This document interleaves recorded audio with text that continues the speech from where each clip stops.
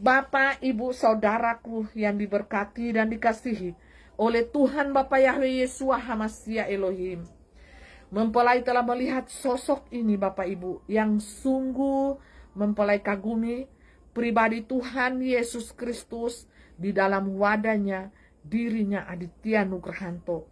Pada saat dia dianiaya, dia dipukuli, dia ditendang, dia tidak membalas Bapak Ibu. Diam 1000 kata diam. Diam Bapak Ibu. Pada malam tahun baru itu terjadilah.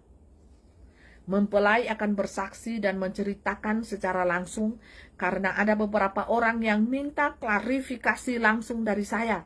Dan saya harus keluar sebagai saksi Tuhan dengan berdiri kaki saya di alam ilahi, di alam supranatural, dan di alam dunia nyata. Dan tidak ada kata dusta di kesaksian saya ini.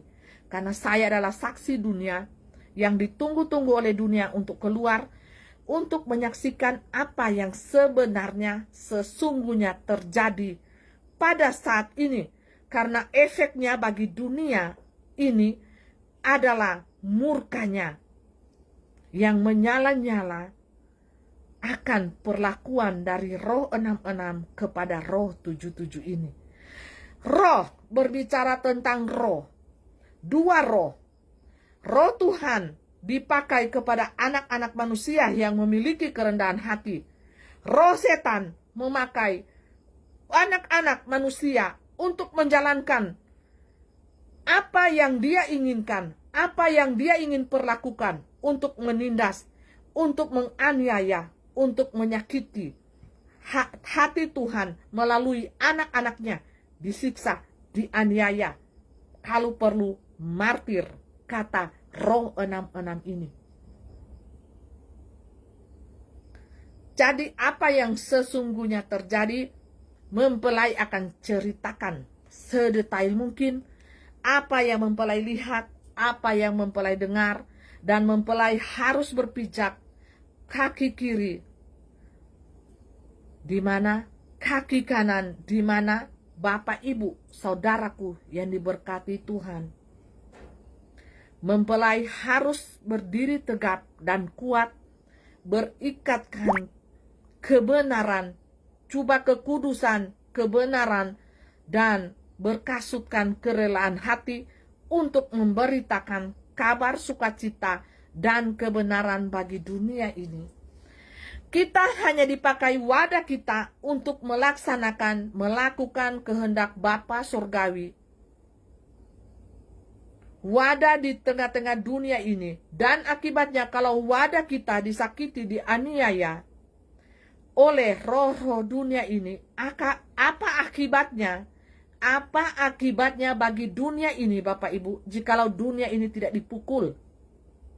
Bapak Ibu bisa melihatnya. Ini bukan secara kebetulan Bapak Ibu. Di malam tahun baru tragedi berdarah Bapak Ibu terjadi. Pemukulan dan penganiayaan antara roh 66 ini dipakai oleh roh 66 ini dipakai suami mempelai dan anak-anak mempelai tanpa mereka sadari. Karena Bapak Ibu tahu live sebelumnya mempelai sudah mengatakan panas, sangat panas, dan sungguh amat. Hati ini sungguh amat sakit Bapak Ibu. Seperti diremas-remas. Kayak seperti mau mati rasanya. Seperti itulah keadaan 2000 tahun yang lalu Tuhan di Getsemani. Perasaan yang sama Bapak Ibu. Menangis mempelai. Mempelai katakan, kenapa tiba-tiba hati ini seperti mau mati rasanya. Sangat sakit Bapak Ibu. Beberapa hari sebelum terjadi penganiayaan itu di malam tahun baru 2024. Roh sudah membongkar segala sesuatu sebelum di dunia nyata itu terjadi. Bukankah seperti itu Bapak Ibu? Roh duluan yang dilihat sudah bekerja, ini kejadiannya. Seperti mau mati rasanya. Ketika menghadapi itu Bapak Ibu. Karena apa?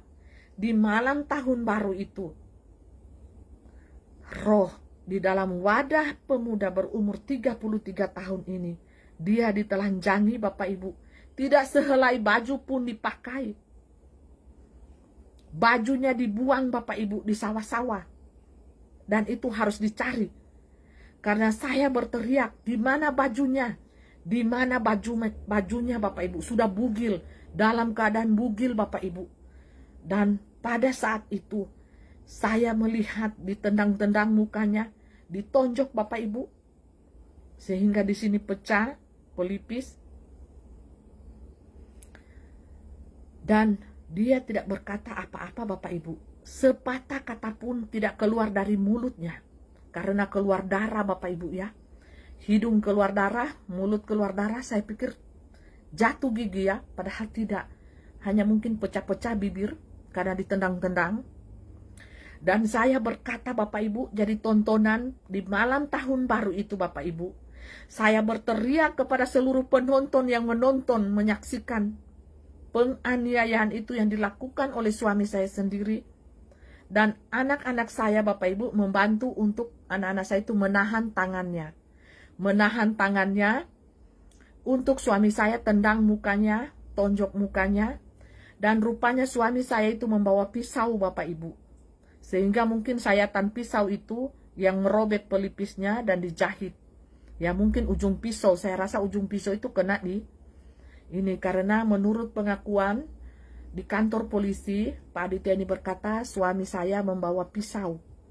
Dia diseret dari mobil itu keluar dan ditelanjangi dan dihantam Bapak Ibu. Dan tangannya itu semua saya diinjak-injak Bapak Ibu. Makanya bengkak dan luka-luka tangannya, diseret di aspal. Diperlakukan kala binatang Bapak Ibu. Dan saya berteriak pada waktu itu, ini wadah Tuhan Yesus Kristus, Isa anak Maryam, Isa Al-Masih yang kamu aniaya. Roh 66 kalian tidak tahu. Sungguh kalian tidak tahu karena kalian buta tuli telanjang. Alangkah jahatnya kalian ini. Dan kami menjadi tontonan, sangat banyak warga yang melihat. Dan mereka hanya menonton Bapak Ibu. Hanya sebagai penonton. Dan saya berteriak pada waktu itu. Dan saya menyingkirkan suami saya mendorong suami saya agar supaya dia tidak menendang muka dari Pak Aditya ini. Saya mendorong dia Bapak Ibu, dan saya juga didorong balik. Saya mendorong juga dia sampai dia masuk ke sawah-sawah itu. Karena di sawah Bapak Ibu, rumah saya itu posisinya sawah. Persawahan di depan sawah, samping kiri kanan sawah. Saya mendorong dia ke depan, dia dorong balik saya. Dia pegang tangan saya, dia bilang jangan kamu campur gitu. Dia singkirkan saya untuk menendang maksudnya, dan untuk menonjok muka dari Pak Aditya ini. Dan Bapak Ibu, saya bilang kamu tidak tahu 2000 tahun yang lalu kejadian ini. Dan saya seperti kembali terulang kejadian 2000 tahun yang lalu itu Bapak Ibu. Tanpa perlawanan, tanpa kata-kata satupun yang keluar dari mulut Pak Aditya ini. Diam terus Bapak Ibu. Sampai dihakimi, sampai dihina-hina. Dan perkataan 2000 tahun yang lalu di atas kayu salib itu terulang semua Bapak Ibu. Dan itu diucapkan oleh anak saya, diucapkan oleh suami saya sendiri secara fisik. Setan memang memakai mereka, karena mereka belum bisa menembus dimensi roh dan kebenaran dunia ilahi itu Bapak Ibu. Tidak, sama sekali belum. Untuk itu saya kembali lagi ke rumah ini. Saya bermaksud dengan berbagai resiko yang saya harus hadapi dengan keadaan suami saya yang seperti ini. Saya sudah berdoa, Tuhan, sebelum saya melangkah ke rumah saya, Engkau Tuhan yang sudah terlebih dahulu melangkah Tuhan untuk mengubah hati suami saya, mengubah hati-hati anak saya. Jangan sampai cacian, makian, segala hujatan saya dengar lagi Bapak Ibu. Saya sudah bosan di umur saya yang sudah tua ini Bapak Ibu, 46 tahun. Saya tidak ingin lagi Bapak Ibu terus menerus dimaki-maki.